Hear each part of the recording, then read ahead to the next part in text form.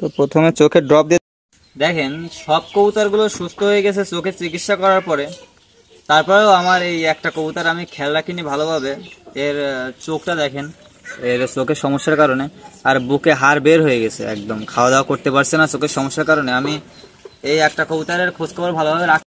আসসালামু আলাইকুম সবাইকে, কেমন আছেন সবাই? আশা করি ভালো আছেন। তো আজকে আমরা আলোচনা করব মক্ষী কবুতর পালন পদ্ধতি নিয়ে। কিভাবে মক্ষী কবুতর পালন করলে আপনারা লাভবান হতে পারবেন, এই বিষয়টি নিয়ে আজকে আমরা আলোচনা করব। তো আলোচনা শুরু করার আগে যারা যারা আমাদের চ্যানেলটি সাবস্ক্রাইব করেন অবশ্যই সাবস্ক্রাইব করে দেবেন, আর যারা যারা সাবস্ক্রাইব করেছেন তাদেরকে অসংখ্য অসংখ্য ধন্যবাদ। আলোচনা শুরু করা যাক। মক্ষী কবুতর পালন পদ্ধতি।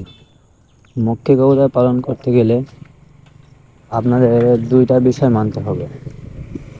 আপনারা মক্ষী কবুতর পালন করতে গেলে এটাকে আপনারা সবসময় পরিষ্কার পরিচ্ছন্ন একটা স্থানে রাখার চেষ্টা করবেন,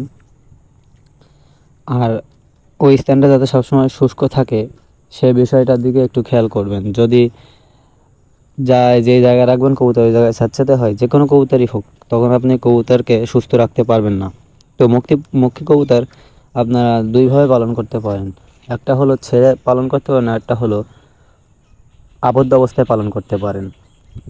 যদিও মক্ষী কবুতর ফেন্সি কবুতর, এজন্য এগুলো ফেন্সি কবুতর হলেও হালকা হওয়ার কারণে এরা উঠতে পারে দেশি কবুতর বা গিরিবাজ কবুতরের মতো। গিরিবাজ কবুতরের মতো অত বেশি উঠতে পারে না, কিন্তু দেশি কবুতরের মতো উঠতে পারে।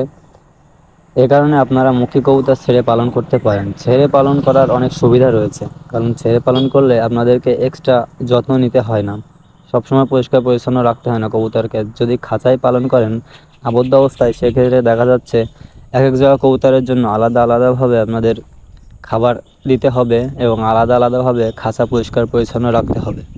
এজন্য আপনারা যদি মক্ষী কবুতর ছেড়ে পালন করেন তাহলে আপনারা ছেড়ে পালন করলে লাভবান হবেন। তো মক্ষী কবুতর ছেড়ে পালন করলে অন্যান্য দেশি কবুতর এবং গিরিবাজ কবুতরের মতো তারা নিজেদের খাবার নিজেরা খুঁটে খেতে পারবে, আর এক্সট্রা আপনি যদি খাবার দিতে চান তা দিতে পারেন। তাছাড়া ছেড়ে পালন করলে তারা নিজেদের খাবার নিজেরা খুঁটে খেতে পারবে, এবং অন্যান্য কবুতর যেমন খড়কুটো টেনে বাসা বেঁধে ডিম বাচ্চা করে, ছেড়ে পালন করলে আপনার মক্ষী কবুতরও সেইভাবে খড়কুটো টেনে ডিম বাচ্চা করবে। তো এই ক্ষেত্রে আপনাদের বেশি যত্ন নিতে হবে না, কারণ মক্ষী কবুতর ছেড়ে পালন করলে বেশি যত্ন না নিলেও চলে। তো আজকের ভিডিওটি এ পর্যন্তই। ভিডিওটি ভালো লাগলে অবশ্যই আমাদের চ্যানেলটি সাবস্ক্রাইব করে আমাদের পাশেই থাকবেন। আর যদি ভিডিওটি আমাদের ফেসবুক প্রোফাইল থেকে দেখে থাকেন অবশ্যই আমাদের ফেসবুক প্রোফাইলটি ফলো করে আমাদের পাশে থাকবেন। আর যদি ভিডিওটি ভালো লাগে অবশ্যই আপনারা ভিডিওটি একটি শেয়ার করবেন। সবাই ভালো থাকবেন, সুস্থ থাকবেন। আল্লাহ হাফেজ। আর নিত্য নতুন আরও এই ধরনের ভিডিও পেতে হলে অবশ্যই কমেন্ট করবেন। আপনারা যে ধরনের ভিডিও চান অবশ্যই কমেন্ট করে জানাবেন। আপনাদের কমেন্টে মোটিভেট হয়ে আপনাদের কমেন্ট অনুযায়ী ভিডিও নিয়ে আসবেন। সবাই ভালো থাকবেন, সুস্থ থাকবেন। আল্লাহ হাফেজ।